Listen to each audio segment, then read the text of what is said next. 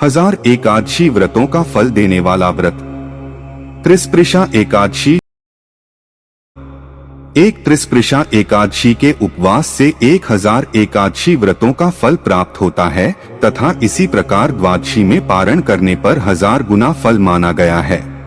इस एकादशी को रात्रि जागरण करने वाला भगवान विष्णु के स्वरूप में लीन हो जाता है।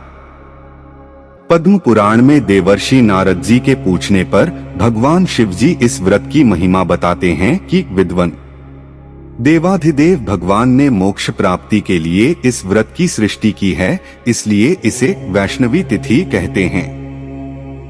पूर्व काल में जब गंगा जी ने भगवान माधव से अपनी पाप मुक्ति का उपाय पूछा कि ऋषिकेश, करोड़ों पाप राशियों से युक्त मनुष्य मेरे जल में स्नान करते हैं, उनके पापों और दोषों से मेरा शरीर कलुषित हो गया है, मेरा वह पातक कैसे दूर होगा?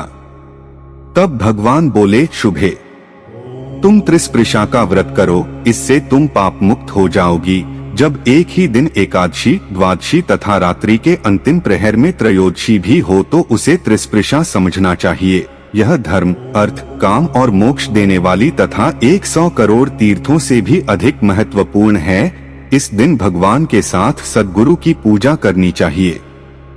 यह व्रत संपूर्ण पाप राशियों का शमन करने वाला, महादुख, खून का विनाशक और संपूर्ण कामनाओं को पूर्ण करने वाला है। इस त्रिस्पृशा के उपवास से ब्रह्महत्या जैसे महापाप भी नष्ट हो जाते हैं तथा 1000 अश्वमेध और 100 वाजपेय यज्ञों का फल मिलता है। यह व्रत करने वाला पुरुष पितृकुल, मातृकुल तथा पत्नी कुल के सहित विष्णुलोक में प्रतिष्ठित होता है। इस दिन द्वादशाक्षर मंत्र नमो भगवते वासुदेवाय का जप करना चाहिए। जिसने इसका व्रत कर लिया उसने संपूर्ण व्रतों का अनुष्ठान कर लिया। करोड़ों तीर्थों में जो पुण्य तथा करोड़ों क्षेत्रों, पुण्य स्थानों में जो फल मिलता है वह त्रिस्पृशा के उपवास से मनुष्य प्राप्त कर सकता है। पूर्व काल में स्वयं ब्रह्मा जी ने इस व्रत को किया था। तदंतर अनेक ऋषियों ने भी इसका अनुष्ठान किया, फिर दूसरों की तो बात ही क्या है। ऋषि प्रसाद, मई 2021 से।